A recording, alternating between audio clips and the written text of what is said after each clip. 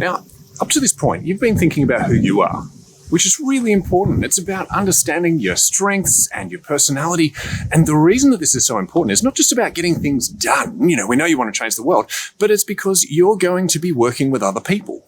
Okay, so in this section that you're just about to embark on, this is really focused on how do you work with others? How do you work in a team? Now, the reality is that teams can change the world. Working with other people is just one of the most amazing experiences, but it can be really difficult, but it has huge benefits. And so you're going to be thinking about your past experiences.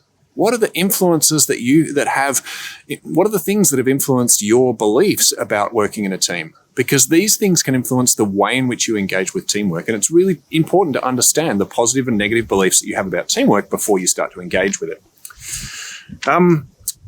What does an effective team look like? It's all well and good to say, I want to work in an effective team, but what on earth does that mean? What do teams that achieve things really, really look like? Also about crafting your objectives. How do you as a team work out exactly what you're trying to achieve? How do you come to that agreement? How do you develop objectives that are really meaningful to the team, but also help you to operate well in a team? Have a bit of a think about the team life cycle. You will not ever step into a team and for it to instantly work. Okay, there's a process of team development, and I'm going to step you through a really simple kind of framework for thinking about how teams develop. And you might identify and notice some of your experiences in those things. And understanding that is really important for thinking about how you can work on your team.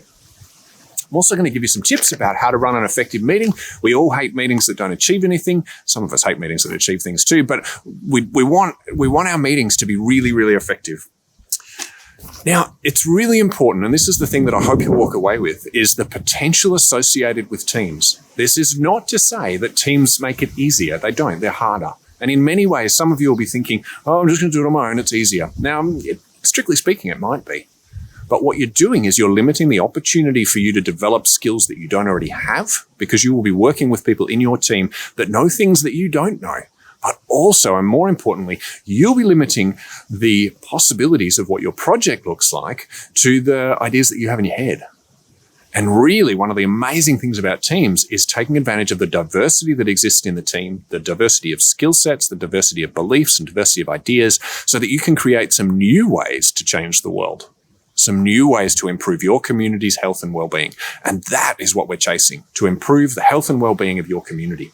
So I hope you enjoy, but I also challenge you to give it a go. Some of you I know will be scared of teams, but I really want you to make an effort to develop the best team that you can, because this chapter, this section of the workshop is very much about you working on your team. No matter what your position is, regardless of whether you're the leader or the person who's doing administration, you are working on your team.